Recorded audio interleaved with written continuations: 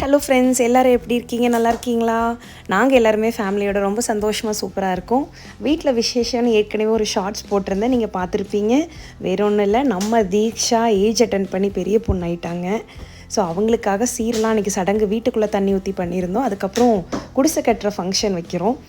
அதுக்காக அவங்க தாத்தாங்க எல்லாருமே தடுக்கு எடுத்துகிட்டு வந்து அவங்களே தடுக்கலாம் பின்னி வீட்டுக்குள்ளே குடிசை கட்டிகிட்டு இருக்காங்க பாருங்கள். தீக்ஷானாலே எல்லாருக்கும் ஃபேவரட். ஏன்னா தீக்ஷா ரொம்ப சமத்தாக இருப்பாள். ஸோ அவள் ஃபங்க்ஷனுக்கு நிறைய ரிலேட்டிவ்ஸ் வீட்டுக்கு வந்துட்டாங்க. வீடே ஃபுல்லாக கலகலன்னு அன்றைக்கி ஃபுல்லாக நல்லா இருந்துச்சு.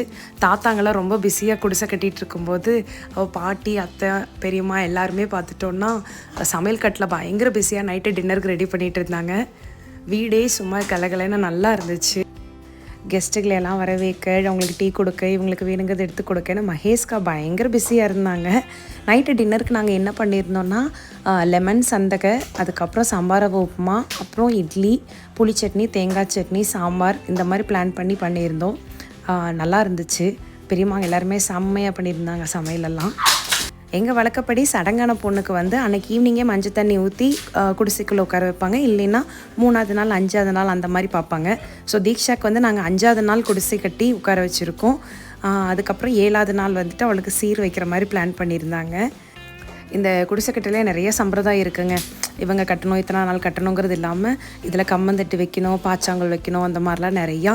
ஸோ அது எல்லாமே கரெக்டாக பண்ணி நம்ம குடிசையெல்லாம் ரெடி ஆயாச்சு. தீக்ஷாவோட குடிசை ரெடி ஆயாச்சு.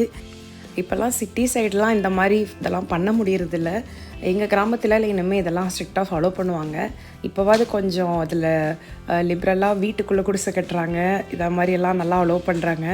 முன்னாடியெல்லாம் வந்துட்டு வெளியே தான் குடிசை கட்டுவாங்க. அப்புறம் தண்ணி தட்டு, தண்ணி டம்ளரு அப்படிலாம் வச்சு ட்ரெஸ்ஸு கூட வந்துட்டு நம்ம ட்ரெஸ் ஒன்றுமே போட விட மாட்டாங்க. வண்ணார்னு சொல்லுவாங்க, அவங்களோட ட்ரெஸ் தான் போடணும். அந்த மாதிரிலாம் ரூல்ஸ் இருக்குது. இதை வந்து பெண்களுக்கு எதிரான அநீதி, டிஸ்கிரிமினேஷன் இப்படிலாம் குரல் கொடுக்கறதுக்கு பதிலாக ஏதோ ஒரு தமிழ் ட்ரெடிஷன் பெரியவங்க ஏதோ ஒரு காரணத்துக்காக வச்சுருக்காங்கன்னு எங்கள் கிராமத்துலலாம் இன்னுமே அதை ஃபாலோ பண்ணிட்டு தான் இருக்காங்க.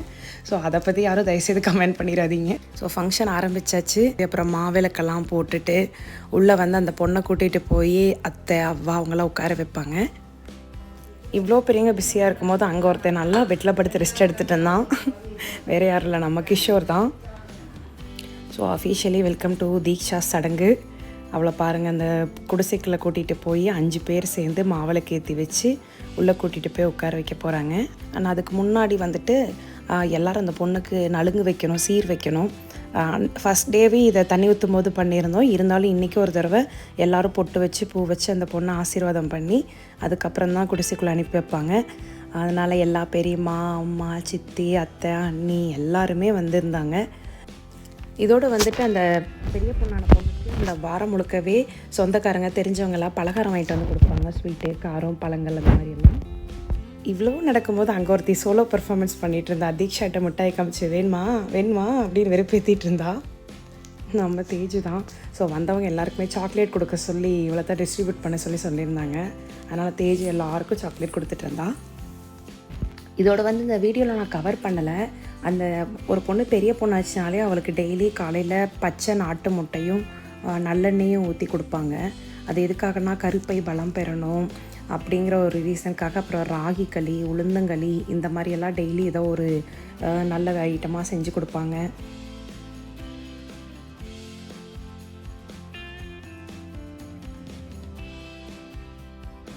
இவர் தான் தீக்ஷாவோட தாத்தா, என்னோட பெரியப்பா. அவரால் இப்போ தீக்ஷா குழந்தையாக இருந்து இவ்வளோ பெரிய பொண்ணாகி அவளுக்கு சடங்கு வைக்கிறதே நம்ப முடியல. ரொம்ப ஹாப்பியாக சந்தோஷமாக அவளுக்கு சீர் வச்சிட்டு இருந்தார். இந்த மூமெண்ட்ஸ் எல்லாம் நான் யூடியூப் வீடியோவில் கேப்சர் பண்ணி எங்களோட மெமரிக்காக எடுத்து வைக்கிறதே எனக்கு ஒரு சந்தோஷம்.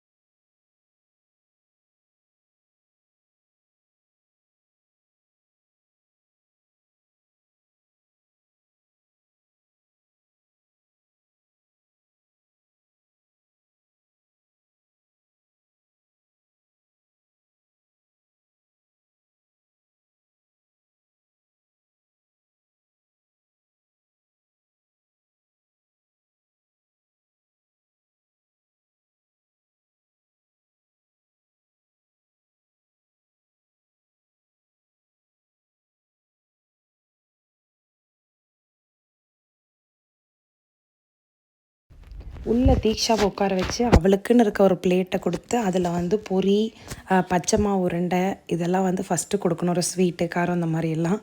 அதுலேயே இந்த பொரியை சாப்பிட்றக்கே தீக்ஷா பாவம் அழுகாத குறையா எனக்கு வேணாம் வேணான்னு சொல்லிட்டு இருந்துச்சு. ஏன்னா இந்த ஒரு வாரமும் பலகாரமாக வந்து அதை பார்த்து பார்த்தே அந்த பிள்ளைக்கு சலிச்சு போச்சு.